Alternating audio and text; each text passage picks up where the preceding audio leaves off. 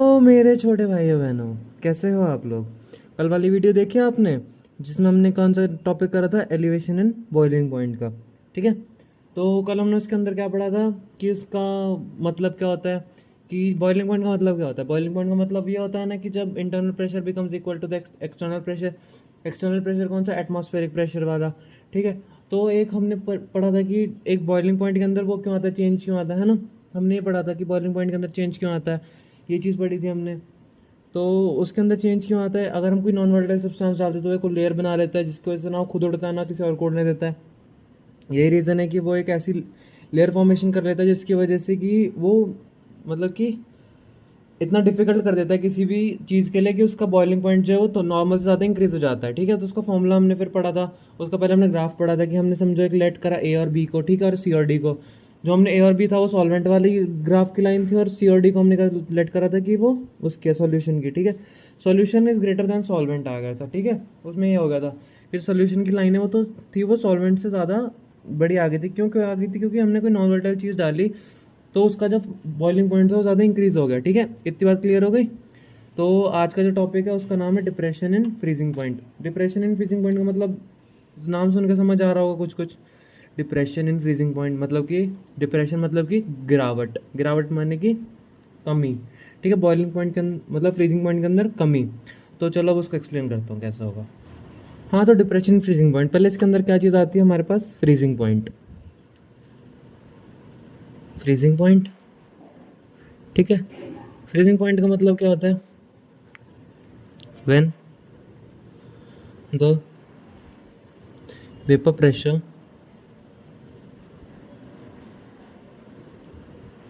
of the liquid is equal to या फिर becomes equal to its freezing point। Basic सी बात है ये, ठीक है, कि एक ऐसा vapour pressure of liquid becomes, मतलब कि जो वेपर प्रेशर है लिक्विड का, ठीक है, कि जो लिक्विड का वेपर प्रेशर है, ठीक है, ऐसा टेम्परेचर, ठीक है, जो वेपर प्रेशर होता है व्हेन द लिक्विड, ऐसे टेम्परेचर पे जब लिक्विड का जो वेपर प्रेशर है becomes equal to its freezing point. ठीक है, इसका मतलब क्या होगा कि समझो हमने कोई भी चीज़ ली, ठीक है, हमने एक लिया ए, ठीक है, ए हमारा क्या था, एक भी कोई भी हमने एक सर्टेन टेम्परेचर रख लिया, समझो हमने पानी ले लिया, पानी, वाटर। वाटर का फ्रीजिंग पॉइंट क्या होता है, फ्रीजिंग पॉइंट क्या होता है 0 डिग्री सेल्सियस। और इस पॉइंट क्या था, मेल्टिंग पॉइंट क्या होता है, मेल्टिंग पॉइंट ऑफ वाटर कितना होता है 0 डिग्री सेल्सियस, है ना। तो ये ऐसी स्टेट है, ठीक है, जहाँ पे when vapour pressure of liquid becomes equal to freezing point of that liquid, और टर्निंग इट्स स्टेट फ्रॉम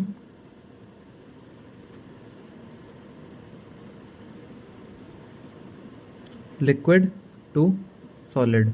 इतनी बात क्लियर हो गई आपको कि एक ऐसा सर्टेन टेम्परेचर, ठीक है, जिसके ऊपर जाके अगर हमारा क्या भी होता है, फ्रीजिंग पॉइंट का मतलब क्या होता है कि एक ऐसा सर्टेन टेम्परेचर हिट हो गया हमारा, ठीक है, जहाँ पे जो हमारा कोई भी है ना लिक्विड, वो फ्रीजिंग पॉइंट और उसके वेपर प्रेशर दोनों के इक्वल आ गया। ठीक है, इतनी बात क्लियर हो गई, हमारा होता है फ्रीजिंग पॉइंट। ठीक है, और फिर अब इसके बाद हम इसके अंदर पढ़ेंगे कि फ्रीजिंग पॉइंट का इसके अंदर क्या रोल है, डिप्रेशन फ्रीजिंग पॉइंट के अंदर। ठीक है, तो अगर हम देखें कि फ्रीजिंग पॉइंट का इसके अंदर क्या रोल आएगा, ठीक है, डिप्रेशन एंड फ्रीजिंग पॉइंट क्या हो गया,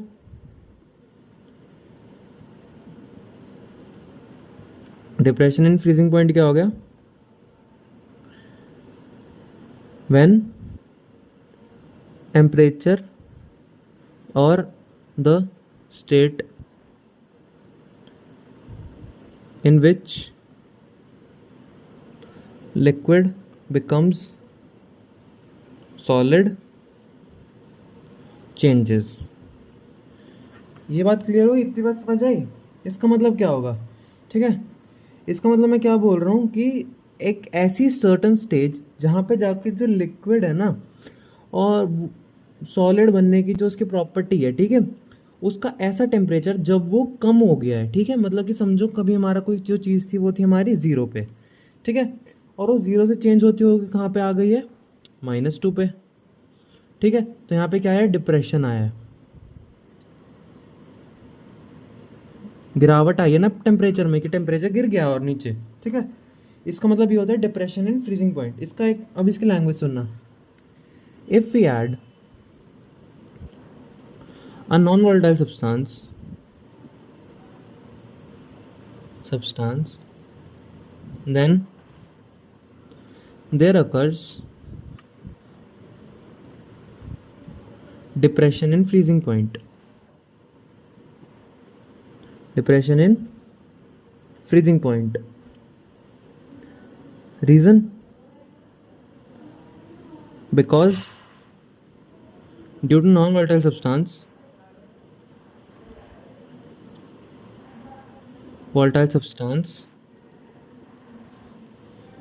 temperature drops. Huh? Due to non-volatile substance, temperature drops and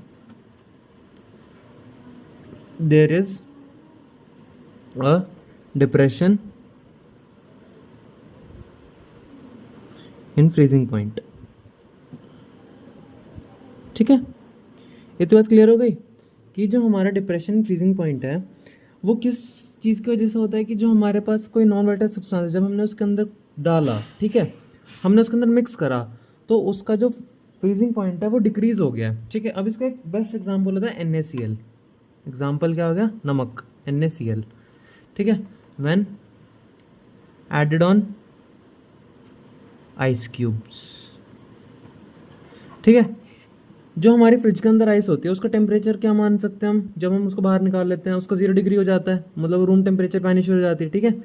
but if अगर वो रेफ्रिजरेटर के अंदर है तो उसका टेम्परेचर कितना है? 0 डिग्री। हमने मान लिया 0 डिग्री है, ठीक है, उसका टेम्परेचर, या फिर कुछ नेगेटिव में होगा, ठीक है, जो रेफ्रिजरेटर के अंदर बर्फ जमी है। अब उसके अंदर ना कभी नमक डाल के देखना, ट्राई करना उसके अंदर नमक डाल के, ठीक है, तो बर्फ़ क्या होनी शुरू हो जाएगी? पिघलनी शुरू हो जाएगी, ठीक है। उसका मतलब क्या होगा कि वो बर्फ़ ना और सॉलिड तरीके से, मतलब उसका डिप्रेशन आ गया फ्रीजिंग पॉइंट का, कि वो उतने टेम्परेचर पे जाकर अब डिक्रीज होगी, ठीक है, कि अब वो उससे पहले डिप्रेशन में नहीं आएगी, ठीक है, कि मतलब कि उसका मतलब कि जो टेम्परेचर ड्रॉप है ना वो उतने डिग्री सेल्सियस पे होगा जो था ना कि 0 डिग्री सेल्सियस पे जो फ्रीज हो रही थी, अब वही सेम चीज़ हमारी 2 डिग्री या 3 डिग्री सेल्सियस नेगेटिव के फ्रीज होगी ना, तो उसका मतलब होगा डिप्रेशन आ गई उस चीज़ के अंदर, ठीक है।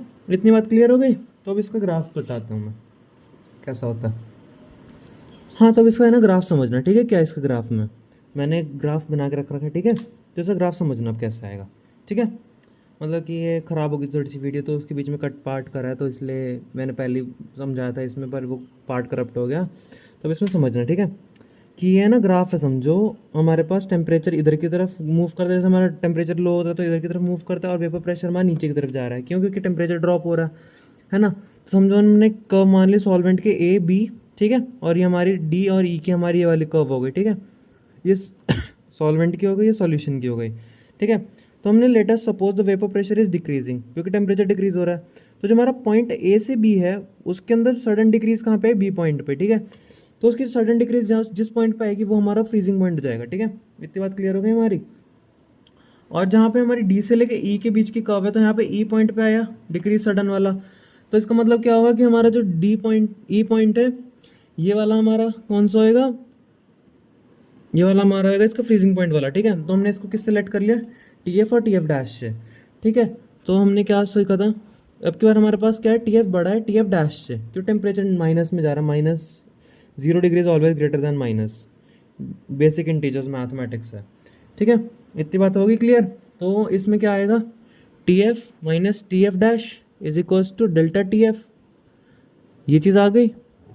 डेल्टा TF डायरेक्टली प्रोपोर्शनल किसका था? मोलालिटी के, ये भी सेम वही है, ठीक है। तो डेल्टा TF अगर हम वो निकालेंगे तो KF इंटू M, और अगर F हमें इसका नाम होता है क्रायोस्कोपिक कांस्टेंट, क्रायोस्कोपिक कांस्टेंट, ठीक है, या फिर freezing point constant, depression freezing point constant, ठीक है। इतनी बात क्लियर हो गई, डिप्रेशन इन